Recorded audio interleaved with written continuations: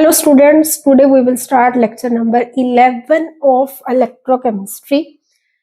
आज हमने applications of E nought values discuss करनी है. E not is standard electrode potential.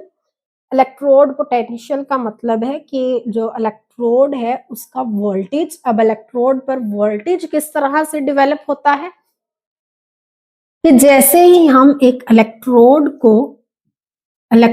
को सॉल्यूशन में डिप करते हैं तो हमारे पास यहाँ पर इलेक्ट्रोड पर जो एटम्स हैं ये इलेक्ट्रोड की सरफेस को लीव कर देते हैं और आयंस में कन्वर्ट हो जाते हैं और आयंस इस सॉल्यूशन में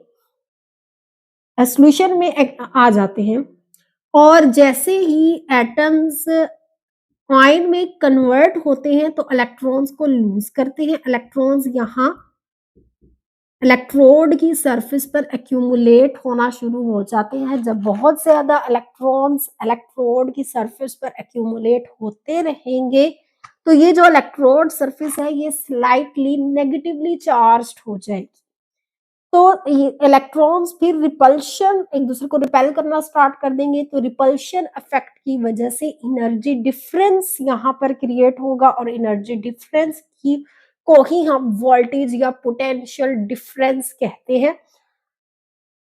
जैसे सिंपल एग्जांपल हम अगर जिंक इलेक्ट्रोड की लेते हैं तो जिंक सॉलिड से जिंक आयन में कन्वर्ट होता है. किस तरह से अपने इलेक्ट्रॉन्स को लूज करता है. अब ये जो इलेक्ट्रॉन्स है ये इलेक्ट्रोड की सरफेस पर आ जाते हैं तो इसी को ही इलेक्ट्रोड पोटेंशियल कहते हैं. अगर ये इलेक्ट्रोड हम स्टैंडर्ड कंडीशंस पर मेजर कर रहे हैं, स्टैंडर्ड कंडीशंस जैसे प्रेशर होना चाहिए 1 एटमॉस्फेरिक प्रेशर होना चाहिए और जो सॉल्यूशन की कंसंट्रेशन है ये 1 मोलर होनी चाहिए. जो टेम्परेचर है सिस्टम का वो 298 केल्विन होना चाहिए. तो अगर ये सारी स्टैंडर्ड कंडीशंस पे हम इस पोटेंशियल को इस वोल्टेज को मेजर कर रहे हैं तो वो स्टैंडर्ड इलेक्ट्रोड पोटेंशियल हो जाएगा. और हम कभी भी एक सिंगल इलेक्ट्रोड के वोल्टेज को या पोटेंशियल को मेजर नहीं कर सकते क्योंकि जैसे हम कहते हैं कि अगर कि ये हिल है, हिल की हाइट 10 मीटर है तो दिस इज टोटली रॉन्ग. हम ये कहना बिल्कुल नॉनसेंस है कि एक हिल की हाइट 10 मीटर है जब तक हम ये नहीं कहते कि फ्रॉम सी लेवल एक हिल की हाइट 10 मीटर है. तो हमें एक रेफरेंस या हमें एक कंपैरिजन पॉइंट देना होता है इसकी मेजरमेंट के लिए. यहाँ पर हिल की हाइट की मेजरमेंट के लिए सिमिलरली इलेक्ट्रोकेमिस्ट्री में अगर इलेक्ट्रोड के पोटेंशियल को या पोटेंशियल डिफरेंस को या एनर्जी डिफरेंस को जब मेजर करना है ना तो हमें एक लाजमी तौर पर एक रेफरेंस जो है वो या एक दूसरा इलेक्ट्रोड प्रोवाइड करना पड़ेगा जिससे हम कंपेयर कर सके.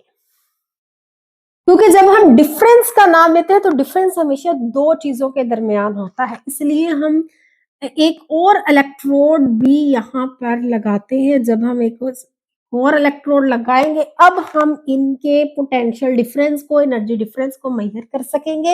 ये जो मेजरमेंट होती है यहाँ पर हम एक वोल्ट मीटर लगाते हैं. ये वोल्ट मीटर है जो यहाँ पर होने वाला जो जितना वोल्टेज यहाँ पर डेवलप हो रहा है इस इलेक्ट्रोड पर वो इस दूसरे वाले इलेक्ट्रोड से कितना ज्यादा है या कितना डिफरेंट है वो जो वैल्यू है वो वोल्ट मीटर एक डिजिटल वोल्ट मीटर डिजिट्स में हमें बता देता है. और पीरियोडिक टेबल के ऑलमोस्ट सभी एलिमेंट्स का इस तरह से एक्सपेरिमेंट किया गया और एक्सपेरिमेंट करने के बाद उनका जो पोटेंशियल है वो मेजर किया गया और उसकी वैल्यूज का एक टेबल बनाया गया है जो हम स्टैंडर्ड इलेक्ट्रोड पोटेंशियल के नाम से जो है वो टेबल आजकल जाना जाता है. ये जो ई नॉट है इसे हम स्टैंडर्ड रिडक्शन पोटेंशियल कहते हैं. स्टैंडर्ड रिडक्शन पोटेंशियल, ठीक है, कि हमारे पास जितने भी पीरियोडिक टेबल में एलिमेंट्स हैं उन सब एलिमेंट्स की रिडक्शन एबिलिटी कि उन सब एलिमेंट्स की एबिलिटी टू गेन इलेक्ट्रॉन्स क्या है वो मेजरमेंट की गई. इस तरह से सेल लगाकर और एक्सपेरिमेंटली और वोल्ट मीटर की हेल्प से तो स्टैंडर्ड रिडक्शन पोटेंशियल वैल्यूज का टेबल बनाया गया है। और अगर फिर हमने स्टैंडर्ड ऑक्सीडेशन पोटेंशियल निकालना है, अगर स्टैंडर्ड ऑक्सीडेशन पोटेंशियल किसी भी एलिमेंट का हमें रिक्वायर्ड है, तो वो सिंपल होगा रिवर्स ऑफ या minus of standard reduction potential. ठीक है, क्योंकि oxidation is reverse of reduction. इसी तरह oxidation potential is minus of reduction potential या रिवर्स ऑफ रिडक्शन पोटेंशियल। ये जो ई नॉट है, स्टैंडर्ड इलेक्ट्रोड पोटेंशियल या स्टैंडर्ड रिडक्शन पोटेंशियल या सेल पोटेंशियल, ये सारा हमने डिटेल से, अगर किसी को ज्यादा डिटेल्स चाहिए इनसे रिलेटेड तो lecture number 8 and 9 of electrochemistry, इसी पर बेसिस पे हमने सारा पहले इसका थ्योरेटिकल बैकग्राउंड देखा, फिर हमने इसको अप्लाई किस तरह से करते हैं वो भी हमने सारा उस पर कवर कर लिया था। यहाँ पर मैंने आपको थोड़ा रफ इसके बारे में बता दिया है कि जो स्टैंडर्ड रिडक्शन पोटेंशियल है इसकी वैल्यूज हमें लिटरेचर से मिलती है।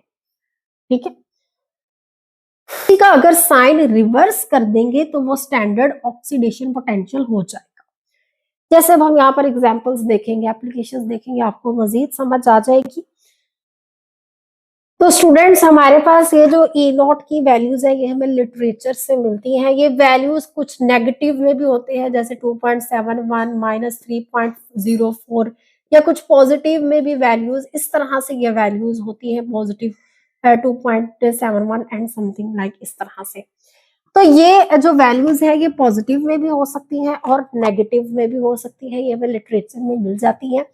हर एलिमेंट पीरियोडिक टेबल का उसका एक्सपेरिमेंट परफॉर्म करके ये जो उसका स्टैंडर्ड रिडक्शन पोटेंशियल ई नॉट वैल्यू है ये हमें लिटरेचर से मिल जाती है। उसी का अगर साइन रिवर्स कर देंगे तो वो ऑक्सीडेशन पोटेंशियल हो जाएगा। तो अब यहाँ पर इनको समझना जरूरी है कि अगर तो ई नॉट की वैल्यू, ई नॉट वैल्यू अगर तो पॉजिटिव है तो इसका मतलब है कि उसके पास टेंडेंसी है टू गेन इलेक्ट्रॉन्स या वो रिडक्शन शो करेगा।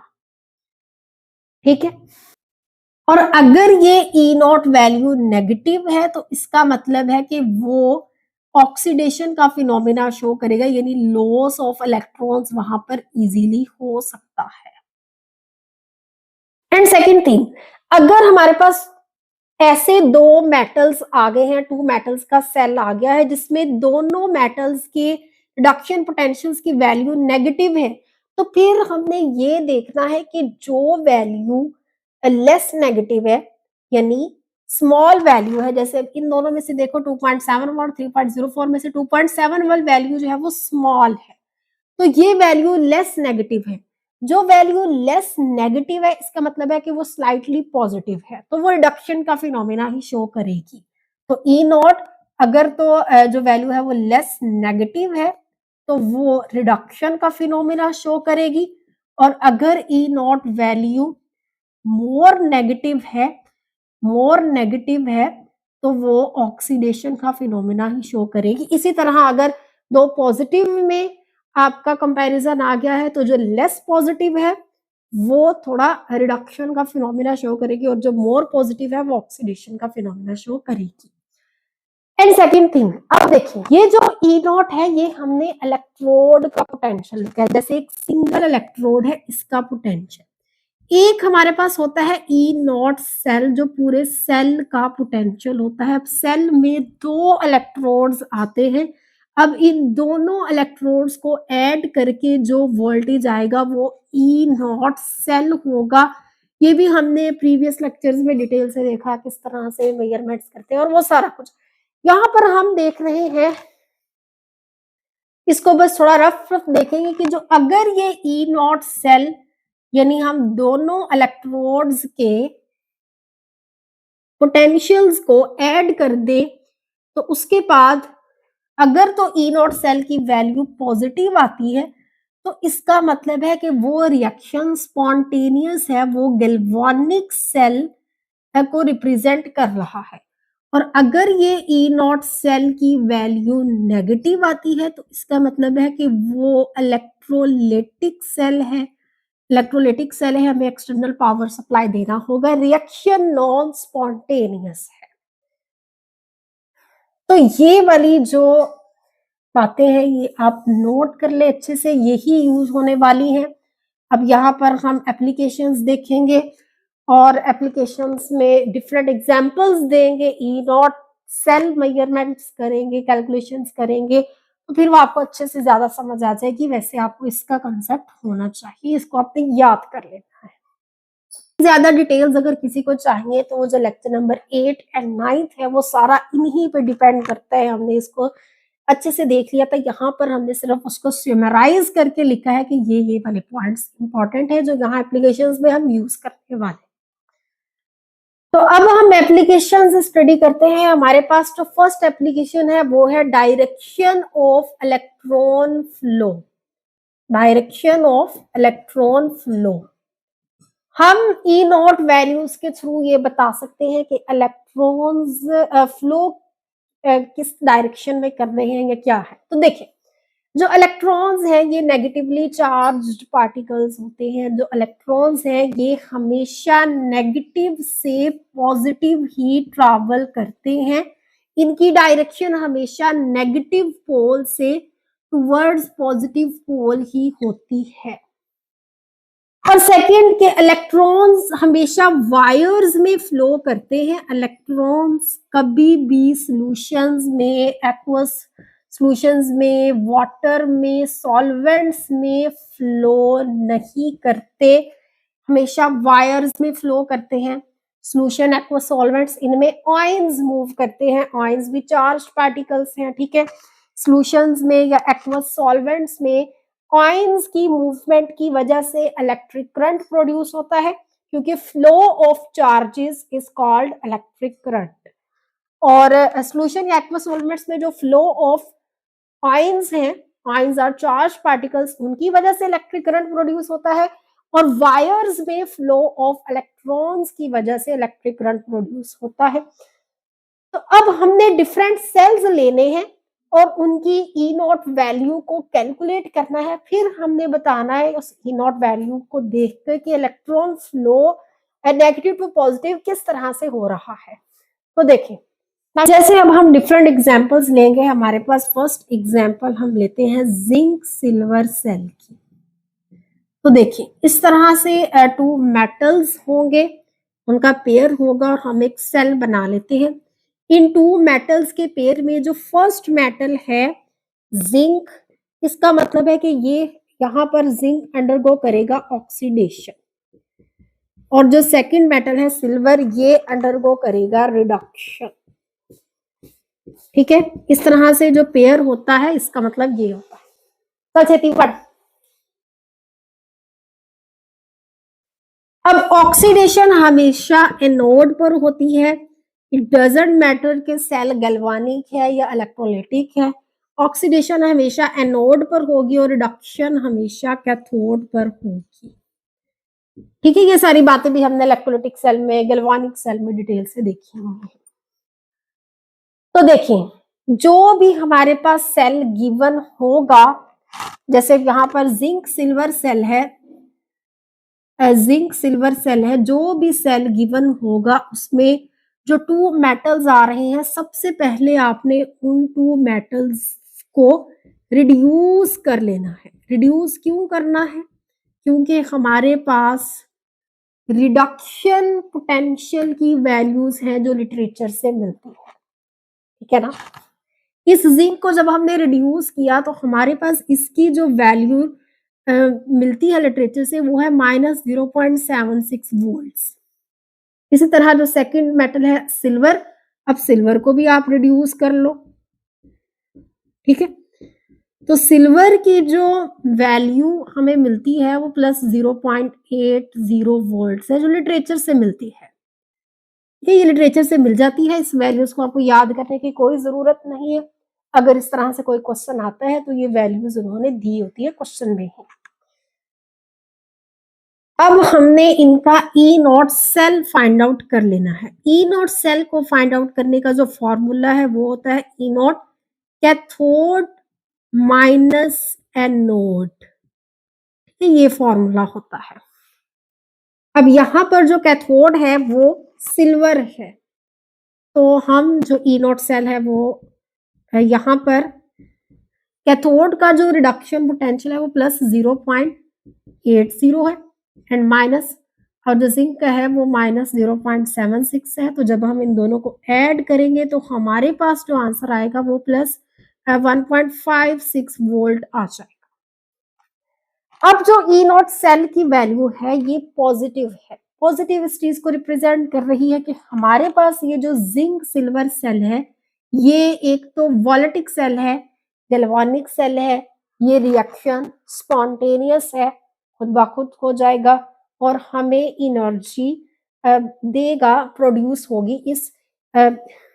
इस रिएक्शन के रिजल्ट में इलेक्ट्रिसिटी प्रोड्यूस होगी। अब अगर हमने इस सेल में इलेक्ट्रॉन की डायरेक्शन बतानी है तो इलेक्ट्रॉन हमेशा नेगेटिव से पॉजिटिव मूव करते हैं। तो हमारे पास जो एनोड होता है गैल्वानिक सेल में वो नेगेटिव होता है और जो कैथोड होता है ये पॉजिटिव होता है। इसका मतलब इस जिंक सिल्वर सेल में जो इलेक्ट्रॉन्स हैं वो मूव करेंगे जिंक इलेक्ट्रोड से सिल्वर इलेक्ट्रोड की तरफ मूव करेंगे। ठीक है, ये चीज तो आपको पता है ना कि जो गैल्वानिक सेल है वहां पर एनोड नेगेटिव होता है और जो इलेक्ट्रोलाइटिक सेल है वहां पर पॉजिटिव होता है। क्यों होता है इसको भी हम थोड़ा सा यहाँ पर देख लेते हैं कि अगर हमने ये इलेक्ट्रोलाइटिक सेल है, इलेक्ट्रोलाइटिक सेल में दोनों इलेक्ट्रोड्स एक ही सोल्यूशन में डिप होते हैं और यहाँ पर हम इनको एक्सटर्नल बैटरी के साथ कनेक्ट करते हैं। ये पॉजिटिव टर्मिनल ऑफ बैटरी है, ये नेगेटिव टर्मिनल ऑफ बैटरी है। यहाँ से इलेक्ट्रॉन्स हमेशा सप्लाई होते हैं, यहाँ पर हमेशा इलेक्ट्रॉन्स एक्सेस में होते हैं। ये वाला इलेक्ट्रोड जो राइट साइड पे इलेक्ट्रोड होता है वो हमेशा कैथोड होता है, जो लेफ्ट साइड पे इलेक्ट्रोड होता है वो हमेशा एनोड होता है। तो यहाँ पर इलेक्ट्रॉन्स सप्लाई हो रहे हैं, यहाँ पर हमेशा एक्सेस ऑफ इलेक्ट्रॉन्स होगी, इसलिए इलेक्ट्रोलाइटिक सेल में जो कैथोड है वो नेगेटिव होता है और यहाँ पर इलेक्ट्रॉन्स यहाँ से पुल आउट हो रहे होते हैं। ठीक है, बैटरी अपनी तरफ इलेक्ट्रॉन्स को, पॉजिटिव टर्मिनल अपनी तरफ इलेक्ट्रॉन्स को खींचता है। तो यहाँ पर इलेक्ट्रॉन्स हमेशा डेफिशिएंसी में होते हैं, इलेक्ट्रॉन नेगेटिव चार्ज कम होता है, इसलिए जो एनोड है ये पॉजिटिव होता है इलेक्ट्रोलाइटिक सेल में। लेकिन अगर आप गैल्वानिक सेल की एग्जांपल लें तो वहां पे 2 हाफ सेल्स होते हैं यू, और एक इलेक्ट्रॉन इस वाले सॉल्यूशन में डिप होते हैं और एक दूसरे सॉल्यूशन में। यहाँ पर जो इलेक्ट्रॉन्स हैं वो इस तरह से फ्लो करते हैं कि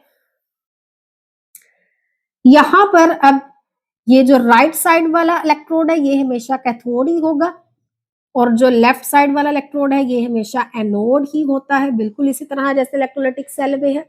लेकिन अब यहाँ पर फिनोमिना थोड़ा डिफरेंट है। इस वाले इलेक्ट्रोड से इलेक्ट्रॉन्स सप्लाई हो रहे होते हैं, यहाँ पर हम एक बल्ब लगा देते हैं क्योंकि इलेक्ट्रॉन सप्लाई हो रहे होते हैं, इलेक्ट्रिकल एनर्जी प्रोड्यूस हो जाती है और ये बल्ब यहाँ पर लाइट अप हो जाता है।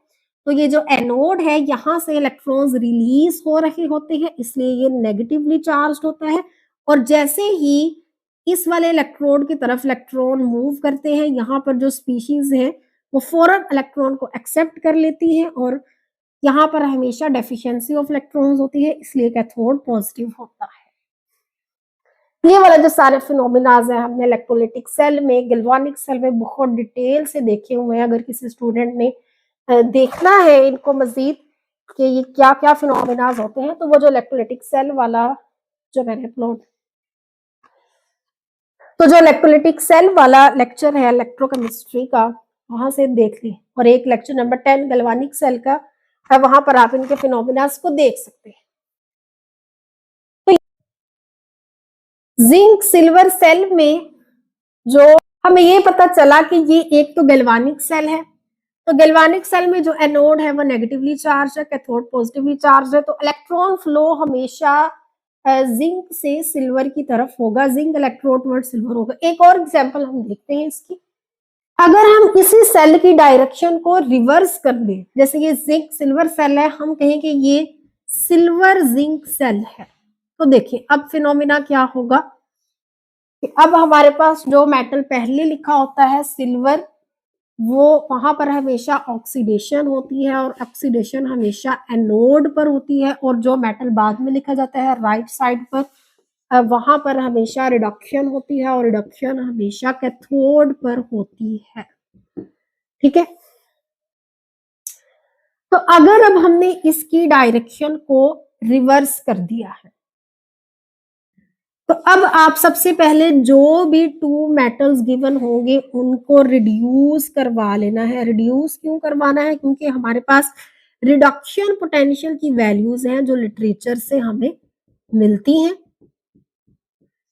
ठीक है ना, तो यहां पर जब हमने जिंक को रिड्यूस करवाया तो ये जिंक सॉलिड में कन्वर्ट हो गया और इसकी वैल्यू है -0.76 वोल्ट।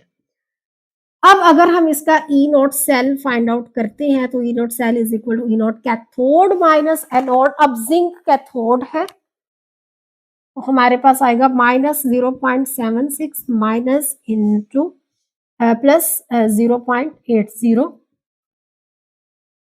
Cathode minus anode. तो जब हम इसका E naught cell find out करते हैं तो आंसर आता है -1.56 वोल्ट। तो अब यहां पर जो ई नॉट की वैल्यू है वो आ गई है नेगेटिव। तो नेगेटिव का मतलब है कि अब ये है इलेक्ट्रोलिटिक सेल, ये रिएक्शन खुद ब खुद प्रोसीड नहीं होगा क्योंकि हमने डायरेक्शन रिवर्स कर दी ना, हमने डायरेक्शन रिवर्स कर दी। अब यहां पर सिल्वर एक्ट कर रहा है एज अ एनोड। सिल्वर अगर एज अ कैथोड रिएक्ट करता है यहां पर तो इसका ई नॉट पॉजिटिव है। पॉजिटिव इस चीज का मतलब है कि ये इजीली रिड्यूस हो सकता है। लेकिन अगर अब हम सिल्वर को फोर्स कर रहे हैं कि तुमने इजीली रिड्यूस नहीं होना बल्कि तुमने ऑक्सीडाइज होना है, जैसे यहां पर हम सिल्वर की ऑक्सीडेशन करवा रहे हैं, सिल्वर की ऑक्सीडेशन करवा रहे हैं, तो अब जब हमने फोर्स करना है तो जब हम रिएक्शन को फोर्स करेंगे तो हमें एक्सटर्नल पावर सप्लाई देना होगा। तो एक्सटर्नल पावर सप्लाई जिस सेल में हम देते हैं वो इलेक्ट्रोलाइटिक सेल होता है। तो यहां पर अब सिल्वर की हो रही है एक्चुअल में ऑक्सीडेशन। जो ओवरऑल ई नॉट सेल है वो नेगेटिव है, वो बता रही है कि ये इलेक्ट्रोलाइटिक सेल है। तो अगर सिल्वर जिंक सेल है तो यहां पर जो डायरेक्शन ऑफ इलेक्ट्रॉन फ्लो होगा वो यही है कि नेगेटिव पोल से पॉजिटिव पोल ही होगा। लेकिन अब इलेक्ट्रोलाइटिक सेल में जो एनोड है ये पॉजिटिवली चार्ज होता है और जो कैथोड है ये नेगेटिवली चार्ज होता है। तो अब यहां पर जो डायरेक्शन ऑफ इलेक्ट्रॉन फ्लो होगा वो एक्सटर्नल सर्किट से, यानी नेगेटिव टर्मिनल ऑफ बैटरी से यहाँ पे एक्सटर्नल सर्किट से जिंक इलेक्ट्रोड की तरफ जाएगा और जिंक इलेक्ट्रोड से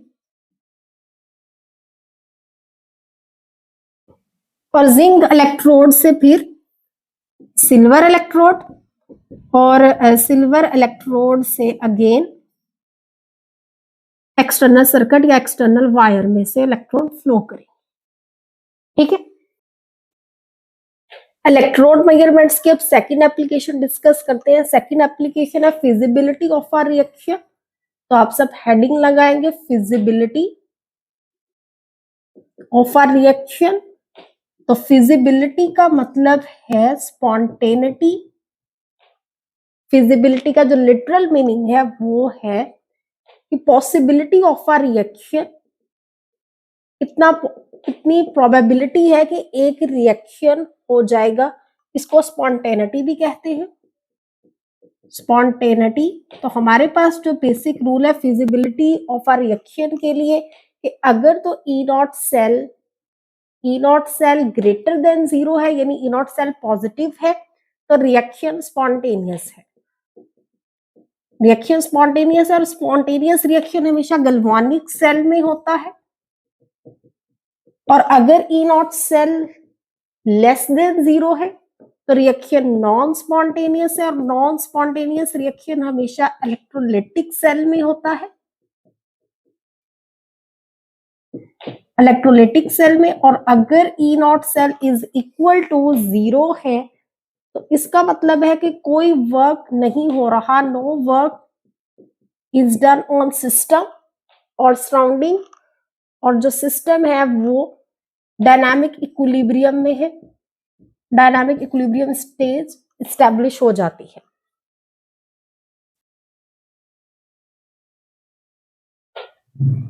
तो जब भी हम बात करेंगे कि एक रिएक्शन फिजिबल है, इसका मतलब है कि वो रिएक्शन स्पॉन्टेनियस होगा, रिएक्टेंट्स के पास इतनी इनफ एनर्जी होगी कि वो अपनी इनफ एनर्जी को यूटिलाइज करेंगे और रिएक्शन ऑन इट्स ऑन हो जाएगा। और जहां पर रिएक्शन ऑन इट्स ऑन होता है वो हमेशा गैल्वानिक सेल होता है। तो जब भी फिजिबिलिटी ऑफ अ रिएक्शन की बात आएगी तो इसका मतलब है कि हम गैल्वानिक सेल को स्टडी कर रहे हैं। एक रिएक्शन फिजिबल है और फिजिबल रिएक्शन हमेशा गैल्वानिक सेल में होता है। तो गैल्वानिक सेल वाला रिएक्शन फिजिबल होगा, यानी ऑन इट्स ऑन हो जाएगा, और इलेक्ट्रोलाइटिक सेल वाला रिएक्शन नॉट फिजिबल होगा, यानी ऑन इट्स ऑन नहीं होगा। रिएक्टेंट्स के पास इतना इनफ एनर्जी नहीं होगा कि वो उसको यूज करें और रिएक्शन खुद ब खुद हो जाए। अब हम एग्जांपल्स देखेंगे। जो इसकी एग्जांपल्स है, जो फिजिबिलिटी ऑफ अ रिएक्शन में जो एग्जांपल्स आती हैं वो डायरेक्शन ऑफ इलेक्ट्रॉन फ्लो के साथ भी रिलेट करती है, इसलिए हम पहली एप्लीकेशन जो डायरेक्शन ऑफ इलेक्ट्रॉन फ्लो थी उसको और फिजिबिलिटी ऑफ अ रिएक्शन दोनों को कंपेयर करके स्टडी करेंगे। तो देखो हमारे पास हम जो एग्जाम्पल ले रहे हैं वो सिंपल डेनियल सेल की एग्जाम्पल है। डेनियल सेल की एग्जाम्पल देखो, जो डेनियल सेल है वो जिंक कॉपर सेल होता है, और ये हम पहले भी डिस्कस कर चुके हैं कि ये गैल्वानिक सेल है। अब हमें कैसे पता चला है कि ये गैल्वानिक सेल है? जो पहले मेटल लिखा होता है उसने हमेशा ऑक्सीडेशन होनी होती है वहां पर, और ऑक्सीडेशन हमेशा एनोड पर होती है। इट डजेंट मैटर कि सेल गैल्वानिक है या इलेक्ट्रोलाइटिक है, इट डजेंट मैटर। जो ऑक्सीडेशन है वो हमेशा एनोड पर होती है और जो रिडक्शन है वो हमेशा कैथोड पर होती है। जो सेकंड मेटल लिखा हुआ है कॉपर का है, और जो सेकंड मेटल जहां जो लिखा होता है उसकी हमेशा रिडक्शन होती है, और रिडक्शन हमेशा कैथोड पर होती है। तो जब आप इसका E naught cell find out करोगे तो आपको पता चल जाएगा कि ये कौन सा सेल है, गैल्वानिक है या इलेक्ट्रोलाइटिक है। तो ई नॉट सेल,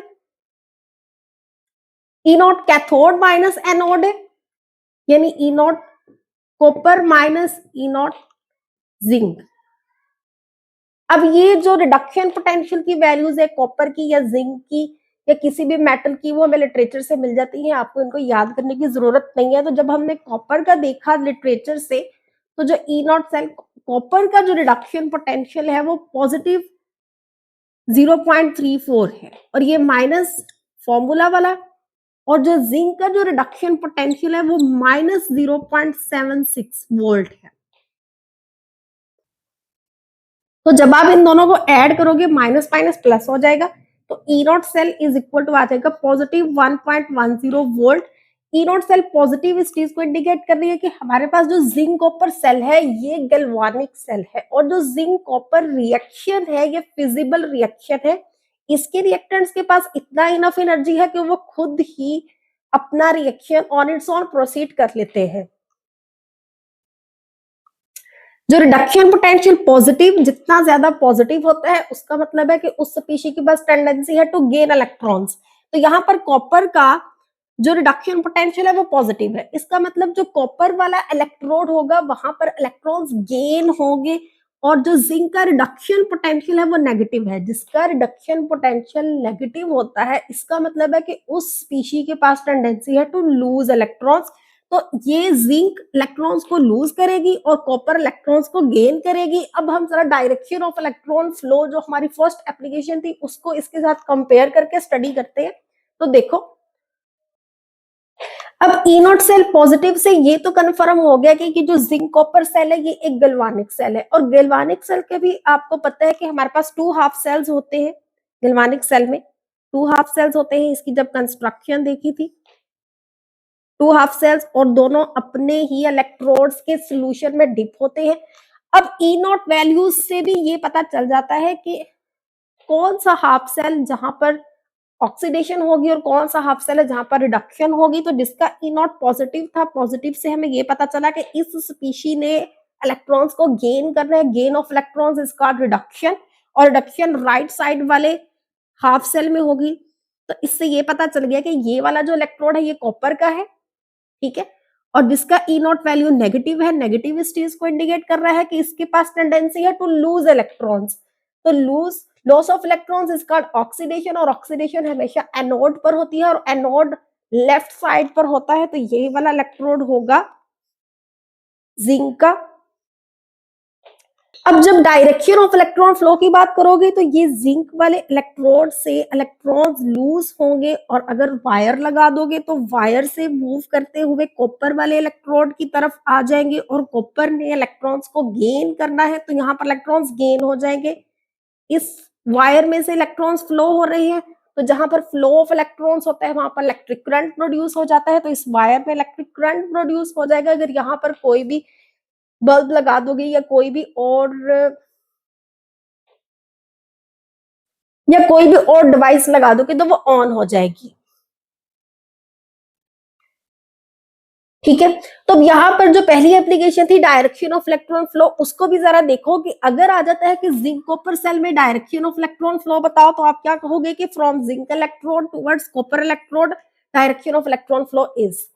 अब यहाँ पर एक और इंटरेस्टिंग फिनोमेना क्या होता है कि हमारे पास जो जिंक इलेक्ट्रोड है या जिंक जो मेटल है, इसके पास खुद के पास इतनी टेंडेंसी है कि जैसे ही हम एक जिंक इलेक्ट्रोड को इसी के आयंस के सॉल्यूशन में डिप करते हैं, तो even without an external field, जैसे ही एक सिंगल जिंक के इलेक्ट्रोड को इसी के आयंस के सॉल्यूशन में डिप करोगे तो यहां से जो जिंक मेटल एटम्स है वो डिटैच होना स्टार्ट हो जाएंगे इलेक्ट्रोड की सरफेस से।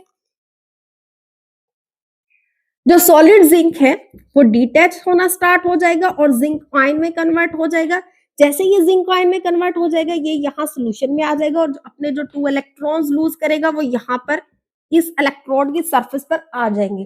तो ये वाला जो फिनोमेना है even without an external feed proceed हो जाता है, क्योंकि जिंक मेटल के पास खुद के पास इतनी एबिलिटी है कि वो ये वाला प्रोसेस कर लेता है, ठीक है। जिंक खुद एक कितना रिएक्टिव मेटल है, हमने जिंक का नेचर देखा है, जिंक का इलेक्ट्रॉनिक कॉन्फ़िगरेशन देखा है, तो जिंक के पास खुद के पास इतनी एबिलिटी है कि वो इलेक्ट्रॉन को लूज कर लेता है। इसलिए जैसे ही आप जिंक के इलेक्ट्रोड को इसके आयंस के सॉल्यूशन में डिप करते हो, यहाँ से जो इलेक्ट्रॉन्स है वो फ्लो होना स्टार्ट हो जाते हैं, और कॉपर के पास टेंडेंसी है टू गेन इलेक्ट्रॉन, और कॉपर यहाँ से इलेक्ट्रॉन्स को गेन करना स्टार्ट कर देता है। कॉपर आयंस यहाँ पर इलेक्ट्रॉन्स को गेन करना स्टार्ट कर देते हैं और यहाँ पर as a copper metal atom attach होना स्टार्ट हो जाते हैं। तो ये वाला जो सारा फिनोमेना था वो गैल्वानिक सेल में हमने देख लिया था उसकी वर्किंग में। तो यहाँ पर हम सिर्फ डायरेक्शन ऑफ इलेक्ट्रॉन फ्लो बता रहे थे कि from zinc electrode towards copper electrode, और ये वाला एक इंटरेस्टिंग फिनोमेना है कि जिंक एक रिएक्टिव मेटल है, इस वजह से ये even without an external field यहाँ पर प्रोड्यूस हो जाता है। अब अगर हम इसी की ही डायरेक्शन रिवर्स कर दें, अब डायरेक्शन रिवर्स का मतलब है कि जिंक कॉपर था तो अब आप कॉपर जिंक सेल कर दो। तो अब अगर यही हम कॉपर जिंक सेल कर देंगे तो ये वाला सेल अब इलेक्ट्रोलिटिक सेल हो जाता है। जो पहले मेटल लिखा है उस वहां पर होती है ऑक्सीडेशन, और ऑक्सीडेशन हमेशा एनोड पर होती है। डजंट मैटर कि कौन सा सेल है, चाहे वो इलेक्ट्रोलिटिक हो या गैल्वानिक, और जो सेकंड मेटल है वो जिंक है, और सेकंड मेटल पर रिडक्शन होती है और रिडक्शन हमेशा कैथोड पर होती है। अब जब आप इसका E naught cell find out करोगे तो वो कैथोड माइनस एनोड यानी जिंक माइनस कॉपर, तो जो इसका ई नॉट है वो जिंक का है -0.76 माइनस कॉपर का है पॉजिटिव 0.34। तो जब आप इनको ऐड करो तो हमारे पास जो ई नॉट सेल है -1.10 वोल्ट्स आ जाएगी। देखो नेगेटिव वैल्यू इस चीज को रिप्रेजेंट कर रही है कि ये जो कॉपर जिंक सेल है ये इलेक्ट्रोलिटिक सेल है, ठीक है। अब आपके मन में क्वेश्चन आ रहा होगा कि सब्सटेंसेस तो सेम ही थे, यहाँ पर भी कॉपर और जिंक ही था मेटल्स और यहाँ पर भी कॉपर और जिंक ही मेटल्स है, सिर्फ एक डायरेक्शन चेंज करने से पूरा गेम चेंज हो जाता है, पूरा सेल टाइप चेंज हो जाता है। तो ऐसा क्यों होता है? क्योंकि हमारे पास सब्सटेंसेस तो दोनों की तरफ सेम ही है, यहाँ पर भी जिंक और कॉपर ही है, यहाँ पर भी जिंक और कॉपर ही है, तो सिर्फ हमने एक डायरेक्शन चेंज कर दी, तो सिर्फ एक डायरेक्शन चेंज करने से पूरा सेल टाइप चेंज हो जाता है। कहाँ हमें जिंक कॉपर सेल इलेक्ट्रिसिटी दे रहा था, आउटपुट पे हमें इलेक्ट्रिसिटी मिल रही थी, और कहाँ कॉपर जिंक सेल में हमें इनपुट में इलेक्ट्रिसिटी देना पड़ रही है। तो इसलिए तो ये इस चीज को रिप्रेजेंट कर रहा है कि हमारे पास जो स्पॉन्टेनिटी है, जो स्पॉन्टेनिटी का वर्ड है, इसे आप फिजिबिलिटी के साथ सिर्फ रिलेट करना इनफ नहीं है। स्पॉन्टेनिटी को जस्ट फिजिबिलिटी के साथ रिलेट करना इनफ नहीं है। स्पॉन्टेनिटी बेसिकली हमें बताती है डायरेक्शन ऑफ इलेक्ट्रॉन फ्लो। तो ये इंपॉर्टेंट पॉइंट, इसको आप नोट डाउन कर लो कि direction of electron flow change हो जाता है तो स्पॉन्टेनिटी भी चेंज हो जाती है। अब जैसे ये हमारे पास इलेक्ट्रोलाइटिक सेल है, यहाँ पर अगर आप डायरेक्शन ऑफ इलेक्ट्रॉन फ्लो की बात करोगे तो यहाँ पर हम एक्सटर्नल पावर सप्लाई देंगे, बैटरी देंगे, तो इलेक्ट्रॉन्स ना ही जिंक से आएंगे ना ही कॉपर से आएंगे, बल्कि एक्सटर्नल पावर सप्लाई बैटरी से आएंगे। जैसे अगर हम एक इलेक्ट्रोलाइटिक सेल बिल्डअप करें, इलेक्ट्रोलाइटिक सेल में एक सिंगल इलेक्ट्रोलाइट सोल्यूशन होता है, दोनों इलेक्ट्रोड उसमें डिप होते हैं। तो देखो हमारे पास जो राइट साइड पर इलेक्ट्रोड है वो कैथोड होता है, और कैथोड को हम नेगेटिव टर्मिनल ऑफ बैटरी से कनेक्ट करते हैं, और जो लेफ्ट साइड पर इलेक्ट्रोड होता है वो एनोड है, और एनोड को पॉजिटिव टर्मिनल ऑफ बैटरी से कनेक्ट करते हैं। तो जो इलेक्ट्रॉन्स है वो हमेशा बैटरी के नेगेटिव टर्मिनल से सप्लाई होते हैं, ठीक है। अब यहाँ पर इलेक्ट्रॉन सप्लाई हो रहे हैं, इस वाले इलेक्ट्रॉन्स में एक्सेस ऑफ इलेक्ट्रॉन्स है, एक्सेस ऑफ इलेक्ट्रॉन्स है यानी एक्सेस नेगेटिवली चार्ज है, इसलिए यहाँ पर जो कैथोड है ये नेगेटिव होता है, यहाँ पर कैथोड नेगेटिव होता है, और यहाँ से जो इलेक्ट्रॉन्स है वो पुश आउट हो रहे होते हैं, ठीक है। यहाँ से इलेक्ट्रॉन्स फ्लो करते हैं, इस इलेक्ट्रोड के सरफेस पर आते हैं, और यहाँ पर जो स्पीशीज है वो अपने इलेक्ट्रॉन्स को पिकअप करती है, और फिर इलेक्ट्रॉन इधर मूव करते हैं, यहाँ पर फिर इलेक्ट्रॉन्स की फॉर्म में, तो यहाँ से इलेक्ट्रॉन्स पुश आउट हो रहे होते हैं, यहाँ पर लॉस ऑफ इलेक्ट्रॉन्स का फिनोमेना हो रहा होता है, यहाँ पर इलेक्ट्रॉन्स हमेशा डेफिशिएंसी में होते हैं, तो नेगेटिव चार्ज कम होता है, तो नेगेटिव चार्ज अगर कम होता है तो पॉजिटिव चार्ज ज्यादा होता है, इसलिए कैथोड हमेशा एनोड हमेशा पॉजिटिव होगा इलेक्ट्रोलाइटिक सेल में। ये सारी स्टोरी हमने इलेक्ट्रोलाइटिक सेल वाले जो लेक्चर थी उसमें कवर कर ली थी, उसके वर्किंग में हमने ये सारी चीजें देख ली थी। अगर किसी ने ज्यादा डिटेल से देखनी है इसकी वर्किंग को तो वो इलेक्ट्रोलाइटिक सेल वाले लेक्चर को जाकर दे सकता है।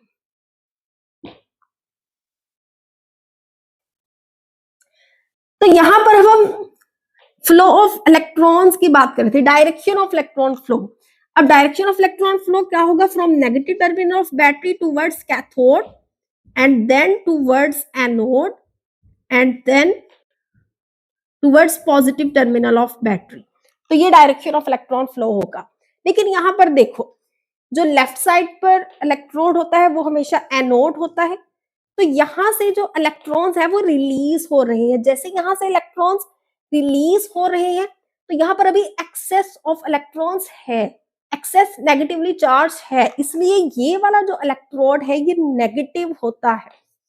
गैल्वानिक सेल में जो एनोड है वो नेगेटिव होता है, और यहाँ पर ये जो कॉपर इलेक्ट्रोड है, यहाँ पर जो कॉपर आयंस है, ये हमेशा वेट कर रहे होते हैं कि कैसे यहाँ से इलेक्ट्रॉन आए और फौरन हम उसको पिकअप कर लें। तो इसलिए यहाँ पर हमेशा डेफिशिएंसी ऑफ इलेक्ट्रॉन्स होती है, नेगेटिव चार्ज कम होता है, अगर नेगेटिव चार्ज कम होता है तो पॉजिटिव चार्ज डेवलप हो जाता है, इसलिए गैल्वानिक सेल में यहाँ पर जो कैथोड है ये हमेशा पॉजिटिव होता है, ठीक है। तो सिर्फ यही मेन डिफरेंस है गैल्वानिक सेल और इलेक्ट्रोलाइटिक सेल में, और कोई डिफरेंस नहीं है। दोनों सेल्स में जो लेफ्ट साइड पर है वो एनोड और जो राइट साइड पर है कैथोड है, दोनों सेल्स में एनोड पर हमेशा ऑक्सीडेशन होगी और कैथोड पर हमेशा रिडक्शन होगी, सिर्फ इस साइन का डिफरेंस है, ठीक है। तो हम ये बात कर रहे थे कि जो स्पॉन्टेनिटी है वो डायरेक्शन ऑफ इलेक्ट्रॉन फ्लो पर डिपेंड करती है।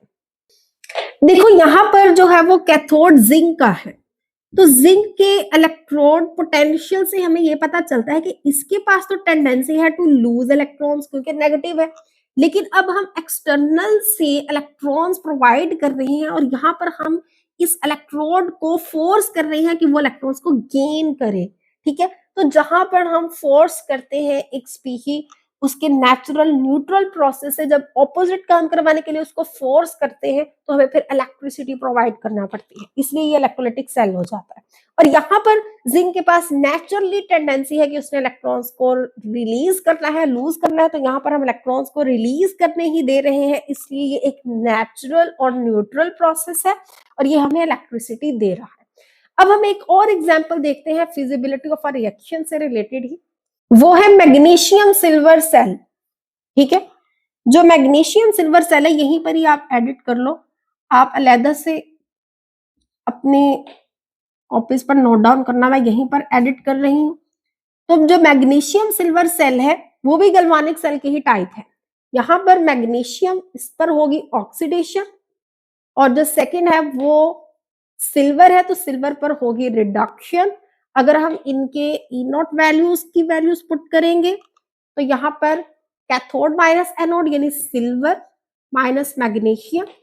तो जब आप सिल्वर और मैग्नीशियम के इलेक्ट्रोड पोटेंशियल, रिडक्शन पोटेंशियल की वैल्यूज जब लिटरेचर से देखते हो तो जो सिल्वर के रिडक्शन पोटेंशियल की वैल्यू है वो है पॉजिटिव 0.8 और मैग्नीशियम के रिडक्शन पोटेंशियल की वैल्यू है नेगेटिव 2.32, यस 2.32। तो जब आप इनको ऐड करते हो तो हमारे पास आंसर आता है 3.12 वोल्ट, पॉजिटिव 3.12 वोल्ट।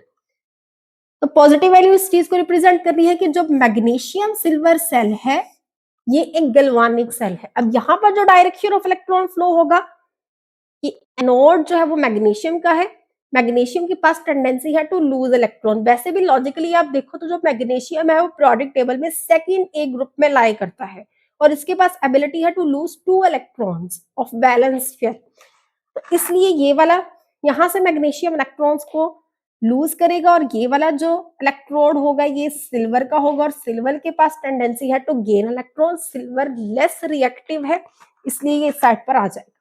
यहाँ पर सिल्वर आयंस होंगे, सिल्वर आयंस इलेक्ट्रॉन्स को पिकअप करेंगे और यहाँ पर सिल्वर एटम डिपॉजिट हो जाएगा। यहाँ पर भी अगर आप देखोगे तो मैग्नीशियम का जो इलेक्ट्रोड है उसी के पास ही इतनी टेंडेंसी है कि जैसे ही आप मैग्नीशियम के इलेक्ट्रोड को उसी के आयंस के सॉल्यूशन में डिप करेंगे तो फौरन वहां से मैग्नीशियम एटम्स डिटैच होना स्टार्ट हो जाएंगे, अपने इलेक्ट्रॉन्स लूज करना स्टार्ट हो जाएंगे और मैग्नीशियम आयंस में कन्वर्ट होना स्टार्ट हो जाएंगे। यहाँ पर मैग्नीशियम आयंस आ जाएंगे और जो वो इलेक्ट्रॉन्स लूज करेगा वो यहाँ इलेक्ट्रोड के सरफेस पर आ जाएंगे, जैसे यहाँ पर अवेलेबल हो जाएंगे फ्लो करने के लिए। अगर अब इसी तरह यहाँ पर आप डायरेक्शन रिवर्स कर दो, इसी को ही मैग्नीशियम सिल्वर सेल को सिल्वर मैग्नीशियम सेल कर दो, तो अब यहाँ पर जो मेटल पहले लिखा होता है उसने वहां पर ऑक्सीडेशन होनी होती है, तो सिल्वर की होगी ऑक्सीडेशन और मैग्नीशियम की होगी रिडक्शन। तो जब आप इसका ई नॉट फाइंड आउट करोगे तो कैथोड माइनस एनोड, तो यहाँ पर मैग्नीशियम की वैल्यू है 2.32 और सिल्वर की है 0.80, पॉजिटिव में है, ठीक है। यहाँ पर अगर आप पॉजिटिव भी लगा दो तो वो माइनस ही हो जाएगा। तो जब इसको आप कैलकुलेट करोगे तो आंसर यही आ जाएगा 3.12, लेकिन नेगेटिव में वैल्यू आ जाएगी। अब नेगेटिव वैल्यू इस चीज को रिप्रेजेंट कर रही है कि जो सिल्वर मैग्नीशियम सेल है ये इलेक्ट्रोलाइटिक सेल है, तो कैथोड अब यहाँ पर होगा मैग्नीशियम का। मैग्नीशियम के पास वैसे टेंडेंसी है टू लूज इलेक्ट्रॉन्स, लेकिन अब हम external negative terminal of battery से इलेक्ट्रॉन्स प्रोवाइड कर रहे हैं। अब हम मैग्नीशियम को फोर्स कर रहे हैं कि वो इलेक्ट्रॉन्स लूज नहीं करे बल्कि इलेक्ट्रॉन्स गेन करे, तो वो मैग्नीशियम इलेक्ट्रॉन्स गेन करना स्टार्ट कर देगा और यहाँ से इलेक्ट्रॉन्स फ्लो करेंगे और इस पॉजिटिव टर्मिनल ऑफ बैटरी की तरफ आ जाए, ठीक है। ये डायरेक्शन ऑफ इलेक्ट्रॉन फ्लो भी बिल्कुल ऐसा ही होगा। इसी तरह अगर आप एक और एग्जाम्पल ले लो तो वो सिल्वर कैडमियम सेल है। सिल्वर कैडमियम सेल, इसके मैं रिडक्शन पोटेंशियल की वैल्यूज आपको बता देती हूँ। जो सिल्वर के रिडक्शन पोटेंशियल की वैल्यू है वो है प्लस 0.80 वोल्ट, यहाँ भी हमने अभी लिखी थी। और जो कैडमियम की रिडक्शन पोटेंशियल की वैल्यू है वो है माइनस 0.40 वोल्ट। तो जो सिल्वर कैडमियम सेल है ये गैल्वानिक सेल है। अगर आप इसकी डायरेक्शन चेंज कर दोगे, कैडमियम सिल्वर सेल कर दोगे, तो वो इलेक्ट्रोलाइटिक सेल हो जाएगा।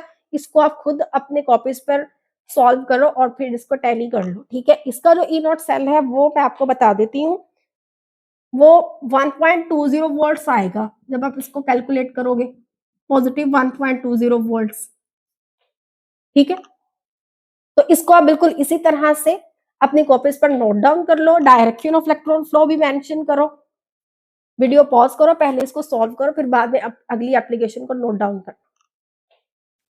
तो आई होप क्वेश्चन सबने सॉल्व कर लिया होगा। तो अब नेक्स्ट एप्लीकेशन है हमारे पास ऑक्सीडाइजिंग एंड रिड्यूसिंग एजेंट। आप सब हेडिंग लगाएंगे ऑक्सीडाइजिंग एंड रिड्यूसिंग एजेंट्स की। ये भी अब एप्लीकेशन है ई नॉट की। E not is standard reduction potential, यानी स्टैंडर्ड रिडक्शन पोटेंशियल की वैल्यू से ही हम ये भी बता सकते हैं कि कौन सी स्पीशी ऑक्सीडाइजिंग एजेंट है और कौन सी स्पीशी रिड्यूसिंग एजेंट है। जैसे रिडक्शन पोटेंशियल की एग्जांपल्स जैसे अभी हमने देखी थी, ई नॉट वैल्यू जैसे सिल्वर की जो थी वो थी पॉजिटिव 0.80 वोल्ट, और जो कैडमियम की थी वो माइनस 0.40 वोल्ट, और इसी तरह जो मैग्नीशियम की थी वो माइनस 2.32 वोल्ट्स, ठीक है। इस तरह ये सारे मेटल्स जो प्रोडक्ट टेबल पर हैं उनका जो रिडक्शन पोटेंशियल है वो हमें लिटरेचर से मिल जाता है। लिटरेचर वालों ने ये पूरा एक्सपेरिमेंट परफॉर्म किया, और जो ये वोल्ट मीटर की रीडिंग्स है, बेसिकली ये जो वैल्यूज है ये वोल्ट मीटर की रीडिंग्स है, तो ठीक है। तो जब आप पूरा एक्सपेरिमेंट परफॉर्म करोगे तो जो वोल्ट मीटर की रीडिंग आएगी उसको लिटरेचर वालों ने इस तरह से हमारे लिए इजी की है कि हमारे लिए वैल्यूज प्रिपेयर करके रखती है। तो सबसे पहले तो ये देखोगे ऑक्सीडाइजिंग एजेंट और रिड्यूसिंग एजेंट क्या है। तो हमारे पास जो ऑक्सीडेशन है, ऑक्सीडेशन लॉस ऑफ इलेक्ट्रॉन्स को कहते हैं, ठीक है। Loss of electron is called oxidation. और जो रिडक्शन है ये गेन ऑफ इलेक्ट्रॉन्स को कहते हैं। Gain of electrons is called reduction. तो जो ऑक्सीडेशन है इसका जो रिवर्स है वो रिड्यूसिंग एजेंट है। जो बेसिकली जो प्रोसेस होता है वो ऑक्सीडेशन है, और जो स्पीशी है वो रिड्यूसिंग एजेंट है। जैसे देखो ऑक्सीडेशन एक प्रोसेस है कि जो लॉस ऑफ इलेक्ट्रॉन्स है ये एक फिनोमिना है, ये एक प्रोसेस है, और जो स्पीशी अपने इलेक्ट्रॉन्स को रिलीज कर रही है, लूज कर रही है, वो खुद रिड्यूस्ड हो रही है, ठीक है। तो उस स्पीशी को हम रिड्यूसिंग एजेंट कहेंगे। एजेंट के मीनिंग आप केमिस्ट्री में यूं लेते हो कि कोई भी केमिकल है, कोई भी मेटल है, उसको एजेंट कह देते हो। इसी तरह जो रिडक्शन है वो गेन ऑफ इलेक्ट्रॉन्स है और इसको ऑक्सीडाइजिंग एजेंट भी कहते हैं। यानी एक स्पीशी है वो अपने इलेक्ट्रॉन्स को गेन कर रही है, वो कहीं से इलेक्ट्रॉन्स को गेन कर रही है। तो ये जो फिनोमिना है ये रिडक्शन का फिनोमिना है, और जो स्पीशी एक्चुअल में इलेक्ट्रॉन्स को गेन कर रही है वो ऑक्सीडाइजिंग एजेंट है, ठीक है। तो जहां पर ऑक्सीडेशन होगी वो रिड्यूसिंग एजेंट होगा, और जहां पर रिडक्शन होगी वो ऑक्सीडाइजिंग एजेंट होगा। यानी ये एक दूसरे के थोड़े रिवर्स है, इस तरह से आप याद कर लो। तो अब आपने एग्जांपल्स देखनी है। जैसे हमने सपोज लिथियम की एग्जांपल ली, अब हम इलेक्ट्रोड पोटेंशियल की एप्लीकेशन देख रहे हैं। तो जो भी मेटल होगा सबसे पहले तो उसको रिड्यूस करवा लेना है।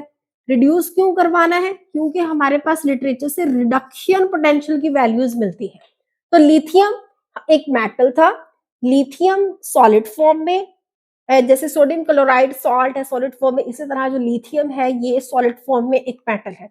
जैसे ही हम उस लिथियम मेटल को सॉल्यूशन में डालेंगे तो वो आयंस में कन्वर्ट हो जाएगा।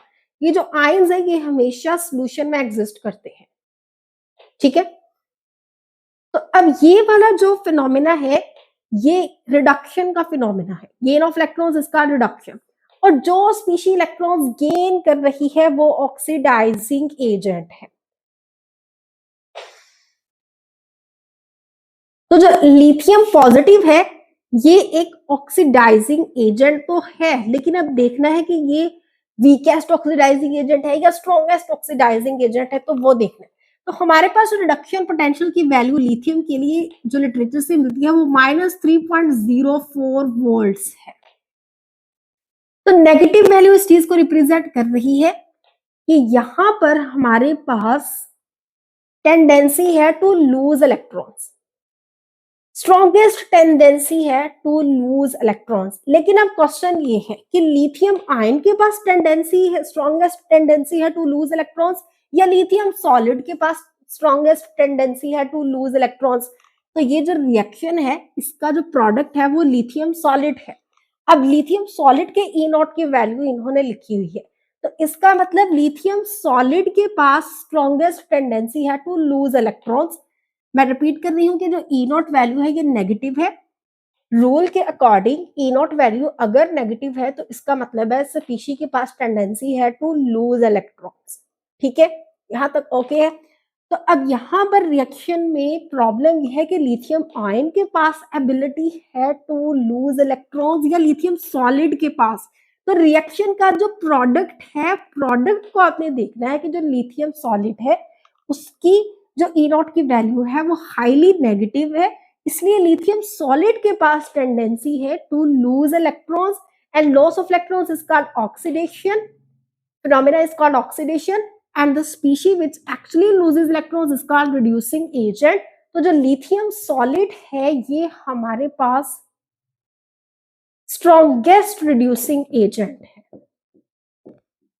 स्ट्रॉन्गेस्ट रिड्यूसिंग एजेंट है। ठीक है, और ये जो लिथियम आयन है ये वीकेस्ट ऑक्सीडाइजिंग एजेंट है। अब अगर आप, क्योंकि ये रिएक्टेंट है, अगर अब आप इसी को ही रिवर्स कर दो, लिथियम सॉलिड ये लिथियम आयन में कन्वर्ट हो रहा है और इलेक्ट्रॉन्स को लूज कर रहा है। अब अगर हमने प्रोसेस रिवर्स कर दिया है तो ई नॉट वैल्यू भी रिवर्स हो जाएगी, ये पॉजिटिव 3.04 वोल्ट्स आ जाएगी। ठीक है, अब यहाँ पर जो लिथियम आयन ये प्रोडक्ट है इसका ई नॉट वैल्यू पॉजिटिव है। पॉजिटिव इस चीज को रिप्रेजेंट कर रहा है कि लिथियम आयन के पास टेंडेंसी है टू गेन इलेक्ट्रॉन्स। अब जरा एक रूल है, इसको नोट डाउन करो कि हमारे पास E naught value and species strength,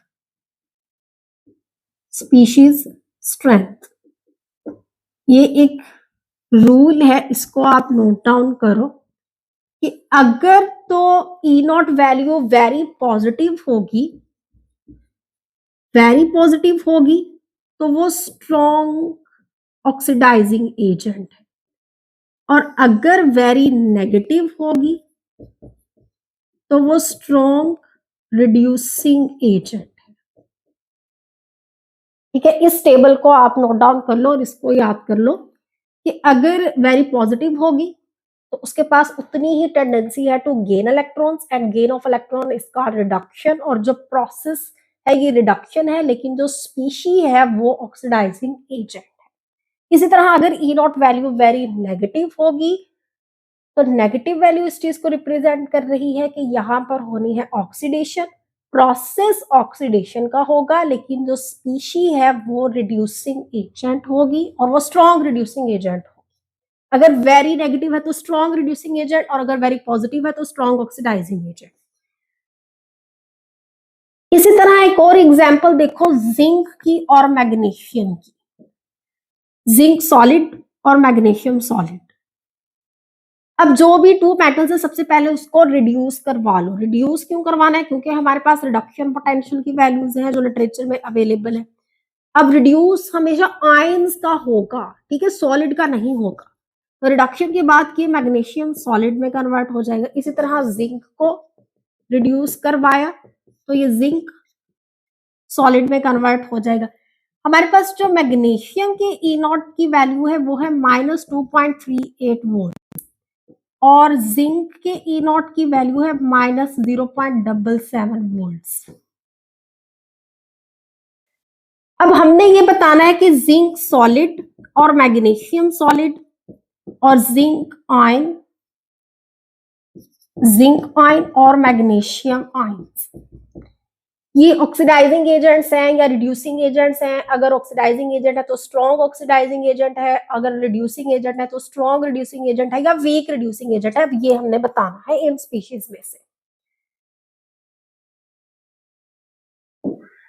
तो जो जिंक सॉलिड है इसका ई नॉट वैल्यू -0.76 है, नेगेटिव वैल्यू है। नेगेटिव वैल्यू इस चीज को रिप्रेजेंट कर रही है कि इसके पास टेंडेंसी है to lose electrons and loss of electrons is called oxidation, और जो स्पीशी है वो एक्चुअल में रिड्यूसिंग एजेंट है। तो जो जिंक सॉलिड है ये रिड्यूसिंग एजेंट है। इसी तरह मैग्नीशियम सॉलिड को देखो, जो मैग्नीशियम सॉलिड के ई नॉट की वैल्यू है वो नेगेटिव है। नेगेटिव वैल्यू इस चीज को रिप्रेजेंट कर रही है कि इसके पास टेंडेंसी है to lose electrons and loss of electrons is called oxidation. और जो प्रोसेस ऑक्सीडेशन का है, लेकिन जो स्पीशी है वो एक्चुअल में रिड्यूसिंग एजेंट है। तो जो मैग्नीशियम सॉलिड है ये भी रिड्यूसिंग एजेंट है। तो अब हमने ये बताना है कि magnesium solid strong reducing agent है या zinc solid strong reducing agent है। तो वैल्यूज को देखोगे, जो मैग्नीशियम की वैल्यू है वो हायर है देन जिंक, इसलिए जो मैग्नीशियम है ये स्ट्रॉन्गर रिड्यूसिंग एजेंट है देन जिंक सॉलिड। अब इसी तरह अगर आयंस का देखना है तो सबसे पहले आयन को प्रोडक्ट बनाना पड़ेगा। तो आयन को प्रोडक्ट बनाओ कि जो जिंक सॉलिड है ये कन्वर्ट हो रहा है जिंक आयन में और 2 इलेक्ट्रॉन्स लूज कर रहा है। अब अगर हमने प्रोसेस रिवर्स कर दिया है तो जो ई नॉट की वैल्यू का साइन है वो भी रिवर्स हो जाएगा। ई नॉट वैल्यू यहाँ पर पॉजिटिव 0.76 वोल्ट्स आ जाएगी। इसी तरह मैग्नीशियम आयन है तो सबसे पहले मैग्नीशियम आयन को भी सॉलिड मतलब प्रोडक्ट बना लो। तो प्रोडक्ट मैग्नीशियम सॉलिड ने अपने इलेक्ट्रॉन्स को लूज किया और वो मैग्नीशियम आयन में कन्वर्ट हो गया। अगर अब हमने प्रोसेस रिवर्स किया है तो जो ई नॉट वैल्यू का साइन है वो भी रिवर्स हो जाएगा। तो अब यहां पर हमने ये बताना है कि जो जिंक आयन है या मैग्नीशियम आयन है ये रिड्यूसिंग एजेंट है या ऑक्सीडाइजिंग एजेंट है। अगर रिड्यूसिंग एजेंट है तो स्ट्रॉन्ग रिड्यूसिंग एजेंट है या वीक रिड्यूसिंग एजेंट है, और अगर ऑक्सीडाइजिंग एजेंट है तो हमने कंपैरिजन करके बताना है। तो देखो, जो जिंक आयन है इसके ई नॉट की वैल्यू है प्लस 0.76। पॉजिटिव वैल्यू इस चीज को रिप्रेजेंट करती है कि इसके पास अब टेंडेंसी है to gain electrons and gain of electrons is called reduction. और प्रोसेस रिडक्शन है लेकिन स्पीशी एक्चुअल में ऑक्सीडाइजिंग एजेंट है, इसलिए जो जिंक आयन है ये ऑक्सीडाइजिंग एजेंट है। और जो मैग्नीशियम आयन है इसके ई नॉट की वैल्यू भी पॉजिटिव है। पॉजिटिव वैल्यू इस चीज को रिप्रेजेंट कर रही है कि मैग्नीशियम आयन के पास अब टेंडेंसी है to gain electrons and gain of electron is called reduction. Process reduction है लेकिन जो स्पीशी है वो एक्चुअल में ऑक्सीडाइजिंग एजेंट है। जो मैग्नीशियम आयन है ये भी ऑक्सीडाइजिंग एजेंट है, लेकिन अब हमने ये बताना है कि स्ट्रॉन्ग ऑक्सीडाइजिंग एजेंट कौन सा है और वीक ऑक्सीडाइजिंग एजेंट कौन सा है। तो अब आप ई नॉट की वैल्यूज को देखोगे तो जो मैग्नीशियम की ई नॉट की वैल्यू है ये हायर है देन जिंक, इसलिए जो मैग्नीशियम है ये स्ट्रॉन्ग ऑक्सीडाइजिंग एजेंट है देन जिंक। ठीक है। अब प्रोडिक टेबल के मेटल्स के अलावा कुछ कंपाउंड्स भी, अब हम उनकी ऑक्सीडाइजिंग एजेंट और रिड्यूसिंग एजेंट स्ट्रेंथ चेक करते हैं। जैसे हमारे पास पोटाशियम परमैंगनेट है और पोटाशियम डाइक्रोमेट है और पोटाशियम आयोडाइड है और फेरस सल्फेट है। ठीक है, ये 4 कंपाउंड्स है। अब हमने इसकी oxidizing agent, reducing agent, strength को चेक करना है। तो सबसे पहले जो भी स्पीशीज गिवन होगी उसको आपने रिड्यूस करवा लेना है। तो जैसे देखो, पोटाशियम परमैंगनेट में पोटाशियम को हम सेपरेटली डील करेंगे और परमैंगनेट को सेपरेटली डील करेंगे। इसी तरह पोटाशियम डाइक्रोमेट में पोटाशियम को सेपरेटली डील करेंगे, डाइक्रोमेट आयंस को सेपरेटली डील करेंगे। पोटाशियम आयोडाइड में पोटाशियम को सेपरेटली डील करेंगे, आयोडीन को सेपरेटली डील करेंगे और आयरन को सेपरेटली डील करेंगे और सल्फेट आयंस को सेपरेटली डील करेंगे। इनको सेपरेटली डील क्यों करना है? क्योंकि इनके रिडक्शन पोटेंशियल की वैल्यूज अलग से हमें टेबल में मिल जाती है। ठीक है, और ये जो आयन है, जैसे ये परमैंगनेट आयन है, ये डाइक्रोमेट आयन है, ये आयोडाइड आयन है और ये सल्फेट आयन है, इनकी सेपरेटली ई नॉट वैल्यूज लिटरेचर से मिल जाती है, इसलिए हम इनको सेपरेटली ही डील करेंगे।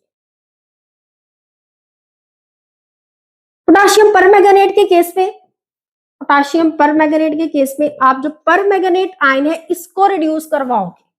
अब परमैंगनेट आयंस को जब आप रिड्यूस करवाओगे तो इसका जो रिडक्शन इक्वेशन है उसको देखो। परमैंगनेट आयंस ये एक्वस में होता है और ये 8 हाइड्रोजन आयंस को गेन करता है और 5 इलेक्ट्रॉन्स गेन करता है और मैंगनीज आयन में कन्वर्ट हो जाता है और इसके साथ 4 वाटर मॉलिक्यूल्स बनते हैं। इसके जो ई नॉट की वैल्यू है वो पॉजिटिव 1.49 है। ठीक है, इसको आप नोट डाउन कर लो।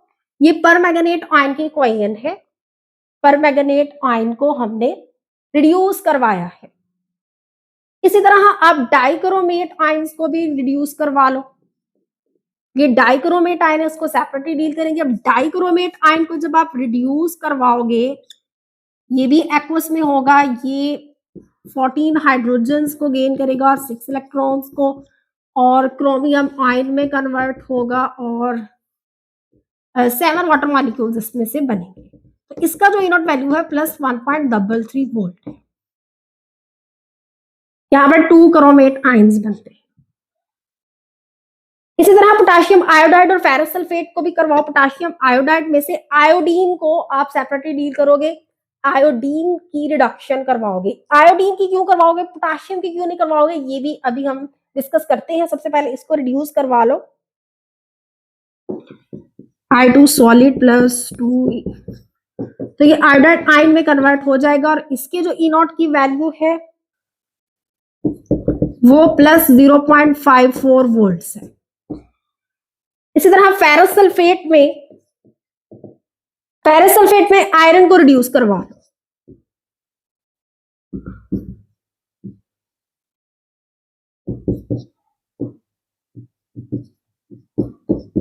इसके जो ई नॉट की वैल्यू है वो है प्लस 0.77 वोल्ट्स।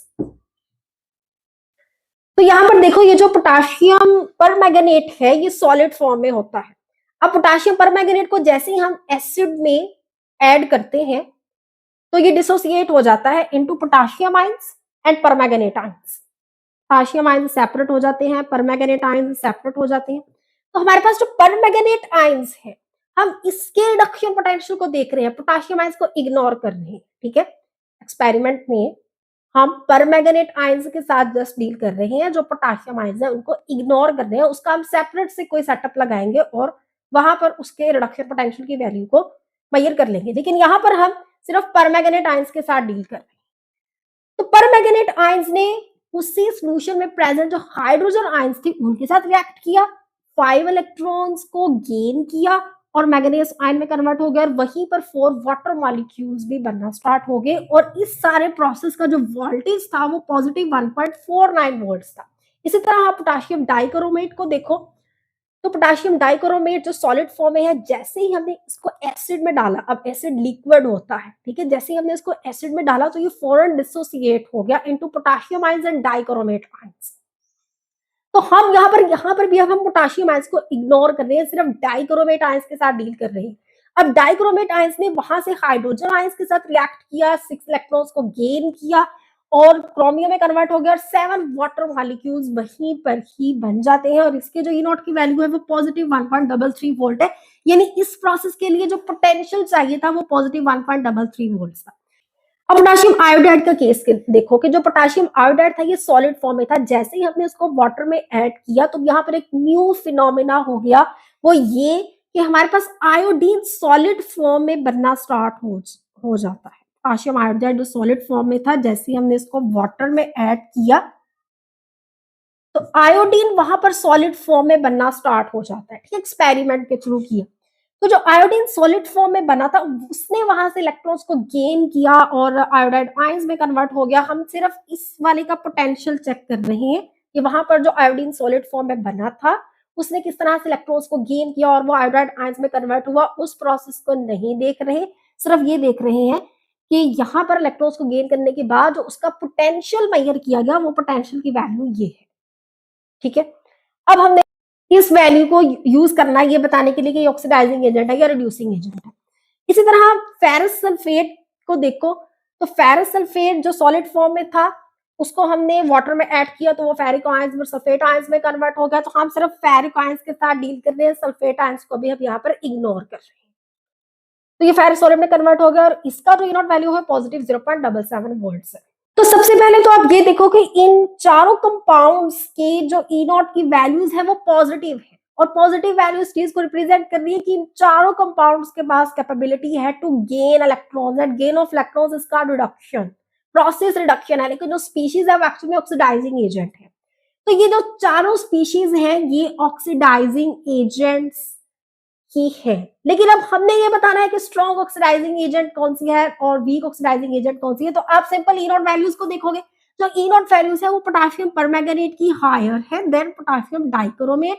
तो इसलिए अब ऑर्डर अगर यहाँ पे लिखोगे आप, तो जो पोटेशियम परमैंगनेट है ये स्ट्रॉन्गर ऑक्सीडाइजिंग एजेंट है than potassium dichromate which is even stronger oxidizing agent than ferrous sulfate। ferrous sulfate की 0.77 and 0.77 is higher than 0.54 which is higher than potassium iodide। ये ऑर्डर होगा, ये ऑक्सीडाइजिंग एजेंट ऑर्डर है, ठीक है। लेकिन अब यहाँ पर थोड़ी सी और इंटरेस्टिंग फिनोमेना वो ये है कि हमारे पास जो पोटेशियम आयोडाइड है और जो फेरस सल्फेट है, इन दोनों की जो ई नॉट की वैल्यूज है वो लेस पॉजिटिव है। देखो ये 0 पॉइंट में है, ये भी 0 पॉइंट में है, लेकिन ये +1 में है, ये भी +1 में है। इन दोनों की वैल्यूज लेस पॉजिटिव है than potassium permanganate and potassium dichromate values. इसलिए जिसकी वैल्यू लेस पॉजिटिव होगी वो स्लाइटली नेगेटिव में भी हम कंसीडर कर सकते हैं, ठीक है। अब जो वैल्यू स्लाइटली नेगेटिव है या लेस पॉजिटिव है वो उसको हम रिड्यूसिंग एजेंट भी कह सकते हैं। देखो ये वैल्यू स्लाइटली लेस पॉजिटिव है, जो लेस पॉजिटिव है वो स्लाइटली नेगेटिव भी है, और जो स्लाइटली नेगेटिव इस चीज को रिप्रेजेंट कर रहा है कि इनके पास टेंडेंसी है to lose electrons and loss of electrons is called oxidation and the species are called reducing agents. तो इसलिए पोटेशियम आयोडाइड और फेरस सल्फेट को हम वीकर रिड्यूसिंग एजेंट्स भी कह सकते हैं। तो हमारे पास अब ये क्वेश्चन है कि order following oxidizing agents by increasing strength under standard state conditions. Species हमारे पास गिवन है, इन सबको रिड्यूस भी करवा लिया है, इनके ई नॉट की वैल्यूज भी लिखनी है। अब हमने सिर्फ इसको ऑर्डर करना है, इसको जस्ट रीअरेंज करना है, ठीक है। अब हमारे पास जो रूल है वो ये है कि अगर ई नॉट वेरी पॉजिटिव है, जो रूल है हमारे पास वो ये है कि अगर ई नॉट पॉजिटिव है तो वो ऑक्सीडाइजिंग एजेंट है, और अगर ई नॉट नेगेटिव है तो वो रिड्यूसिंग एजेंट है, ठीक है। अगर ई नॉट वेरी पॉजिटिव है, बहुत ज्यादा बड़ी वैल्यू है, तो वो वेरी स्ट्रॉन्ग ऑक्सीडाइजिंग एजेंट हो जाएगा, और अगर वेरी नेगेटिव है तो वो वेरी स्ट्रॉन्ग रिड्यूसिंग एजेंट हो जाएगा। तो अब यहाँ पर जो स्पीशीज है इसको जस्ट आपने रीअरेंज करना है। तो सबसे पहले देखो कि जो हायर वैल्यू कौन सी है उसको पहले रख लो और बाद में उस वैल्यूज के हिसाब से उनको रीअरेंज कर लो। तो इस क्वेश्चन को आप खुद भी सॉल्व कर सकते हो, जस्ट इसको रीअरेंज करना है। इसको आप वीडियो को पॉज करो और इसको खुद से सॉल्व करो अपनी कॉपीज पर, फिर नेक्स्ट उसको नोट डाउन करना। ओके, अब रिज्यूम करो। आई होप सबने क्वेश्चन खुद से सॉल्व किया होगा। यहाँ पर मैंने भी सॉल्व कर दिया है, अब आप टैली कर लो कि आपने ठीक किया है। तो देखो यहाँ पर हमने सिर्फ वैल्यूज को रीअरेंज ही किया है, ठीक है। जो हायर वैल्यू थी वो पहले रखी है और जो लोअर थी वो बाद में रखी है। अब इस ऑर्डर को आपने वैसे भी याद करना है, ठीक है। ऐसा क्वेश्चन तो एग्जाम में आ ही सकता है। Hydrogen peroxide is the strongest oxidizing agent, then chlorine and then iron, then copper, then hydrogen, then aluminium. तो इस ऑर्डर को आप लोग लिख लो और इसको आपने याद भी करना, ठीक है, क्योंकि ये क्वेश्चन आ सकता है इनका दो का कंपैरिजन या इसका कंपैरिजन। तो इसको अब आपने इस ऑर्डर को याद करना है, ठीक है। नेक्स्ट अब हमारे पास एक क्विक चेक है, उसको सॉल्व करते हैं, फिर अपने इस लेक्चर को वाइंड अप करते हैं। अब ये हमारे पास क्विक चेक है, इसको सॉल्व करते हैं कि explain following keeping in view the standard electrode potential values. उसने क्लोरीन की भी दी हुई है, ब्रोमीन की भी दी हुई है, आयोडीन की, सबके पोटेंशियल वैल्यूज दी हुई है। सबसे पहले हम इसको रीअरेंज करके थोड़ा सा लिखते हैं कि हमारे पास इस ई नॉट वैल्यू का मतलब ये है कि Cl2 गैसियस और ये कन्वर्ट हुआ है क्लोराइड आयन में, और इसने 2 इलेक्ट्रॉन्स को लूज किया है, ठीक है। गैसियस से आयंस में कन्वर्ट हुआ, 2 इलेक्ट्रॉन्स को लूज किया। इसके जो ई नॉट की वैल्यू है वो पॉजिटिव 1.36 वोल्ट है। इसी तरह ब्रोमीन को देखो तो ब्रोमीन गैसियस से ब्रोमाइड आयन में कन्वर्ट हुआ है और इसने 2 इलेक्ट्रॉन्स को लूज किया है, और इसकी जो ई नॉट की वैल्यू है वो भी गिवन है +1.07 वोल्ट। इसी तरह आयोडीन को देखो तो जो आयोडीन I2 सॉलिड से आयोडाइड आयंस में कन्वर्ट हुआ है और इसने अपने 2 इलेक्ट्रॉन्स को लूज किया, और इसकी जो ई नॉट की वैल्यू है वो है +0.54 वोल्ट्स। देखो ये जो आयोडीन होती है ना I2, ये सॉलिड फॉर्म में होता है, इसका जो फिजिकल स्टेट है वो सॉलिड होता है, इसलिए यहाँ पर सॉलिड लिखा है, यहाँ पर गैसियस लिखा है, और ये भी गैसियस फॉर्म में होती है Br2। ठीक है, इसके ई नॉट की वैल्यूज हमने लिख ली। अब यहाँ पर ये जो ई नॉट की वैल्यूज है, ये क्लोराइड आयंस की, ब्रोमाइड आयंस की और आयोडाइड आयंस की, क्योंकि ये प्रोडक्ट्स है ना। अब इनको higher to lower values rearrange कर लो, तो 1.36 value is higher than 1.77 which is much higher than 0.54। ठीक है, अब 1.36 वैल्यू क्लोराइड आयंस की, तो यहाँ पर क्लोराइड आयंस लिख लो। 1.07 ब्रोमाइड की है, तो यहाँ पर ब्रोमाइड लिख लो और यहाँ पर आयोडाइड लिख लो। ठीक है, अब ये वाला जो ऑर्डर है ये इस चीज को रिप्रेजेंट कर रहा है कि जो क्लोराइड आयंस है ये स्ट्रॉन्गेस्ट ऑक्सीडाइजिंग एजेंट है। रूल यही था ना कि अगर ई नॉट वैल्यू पॉजिटिव होगी तो वो ऑक्सीडाइजिंग एजेंट के तौर पर काम करेगा, और अगर नेगेटिव होगी तो वो रिड्यूसिंग एजेंट के तौर पर काम करेगा। इसलिए chloride ion strongest oxidizing agent है और ये स्ट्रॉन्गर ऑक्सीडाइजिंग एजेंट है, और जो आयोडाइड है ये वीकर ऑक्सीडाइजिंग एजेंट है। ये वाला सॉल्यूशन हमने क्वेश्चन के डाटा से लिख लिया है। अब नेक्स्ट जो ए पार्ट है वो ये है कि aqueous solution of iodine can be oxidized with bromide और आयोडाइड आयंस। अब वो ये कह रहा है कि अगर आयोडीन जो सॉलिड है उसका अगर हम एक्वस सॉल्यूशन बना दें, यानी आयोडीन सॉलिड को वाटर में ऐड कर दें, तो वो जो एक्वस सॉल्यूशन है वो क्या ऑक्सीडाइज कर सकता है। ऑक्सीडाइज किसको कर सकता है, ब्रोमाइड आयंस को कर सकता है या आयोडाइड आयंस को कर सकता है। ठीक है, तो सबसे पहले ये देखो कि ऑक्सीडाइज करने का मतलब क्या है। जब हम कहते हैं कि कोई एक केमिकल दूसरे केमिकल को ऑक्सीडाइज कर सकता है, तो ऑक्सीडाइज करने का मतलब है कि वहां से इलेक्ट्रॉन्स को ले लेगा, टेकिंग इलेक्ट्रॉन्स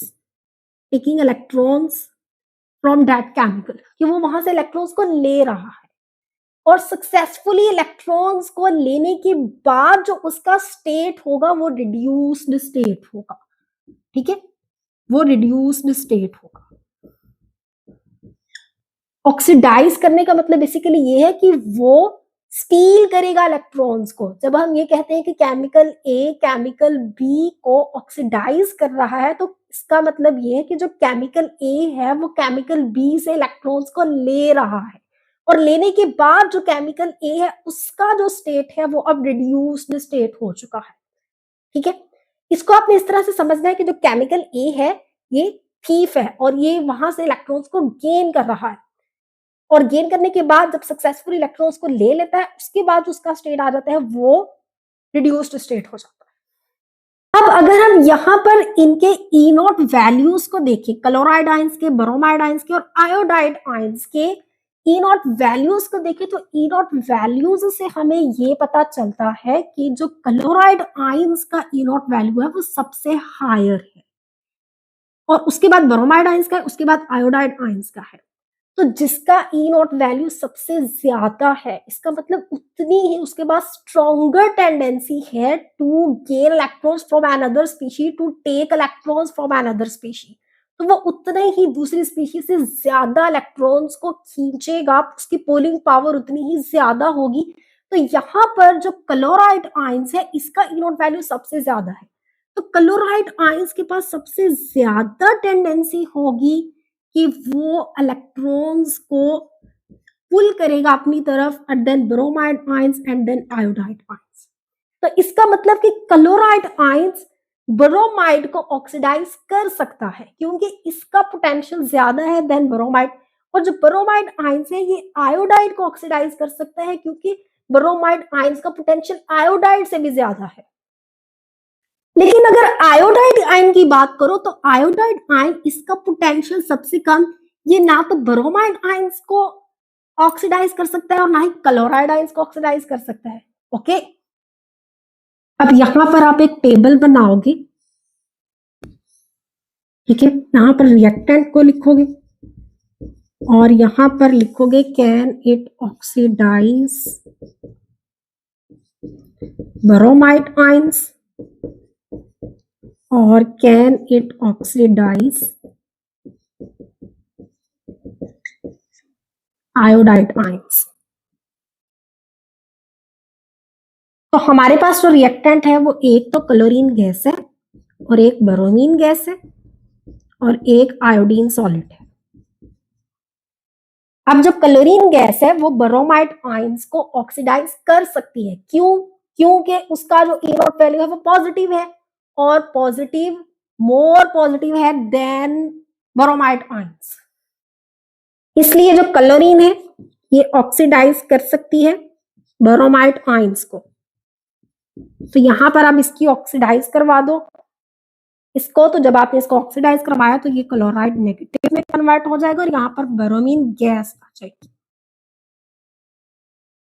तो देखो यहाँ पर जो क्लोरीन गैस है और ब्रोमाइड आयंस, इसका रिएक्शन हम करवा रहे हैं, यानी जो क्लोरीन गैस है वो ब्रोमाइड आयंस को ऑक्सीडाइज कर सकती है। यस, देखो अब एक्चुअली फिनोमेना क्या होगा कि जो क्लोरीन गैस है, इस क्लोरीन गैस को हमने ब्रोमाइड आयंस के साथ मिक्स किया। अब ब्रोमाइड आयंस जो है वो एक्वस सॉल्यूशन में है और क्लोरीन गैस हमने उसके अंदर ऐड की है। जैसे ही हम क्लोरीन गैस को ब्रोमाइड आयंस के सॉल्यूशन में ऐड करेंगे तो सबसे पहले तो क्लोरीन गैस ऐड होती ही अपना जो बॉन्ड है Cl2 का वो ब्रेक कर देगी और क्लोराइड आयंस में कन्वर्ट हो जाएगी।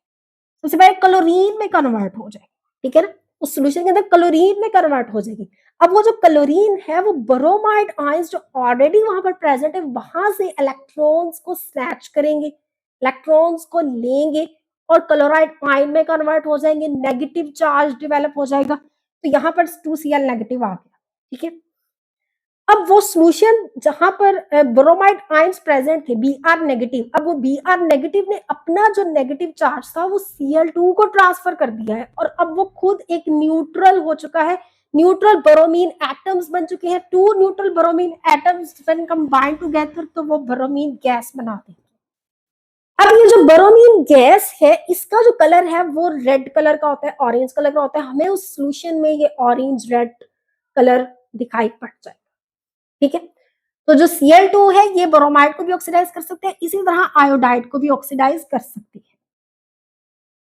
इसी तरह जब Cl2 का रिएक्शन I नेगेटिव आयंस के साथ होगा, आयोडाइड आयंस के साथ होगा तो आयोडीन सॉलिड फॉर्म में बच जाएगी, I2 फॉर्म्स।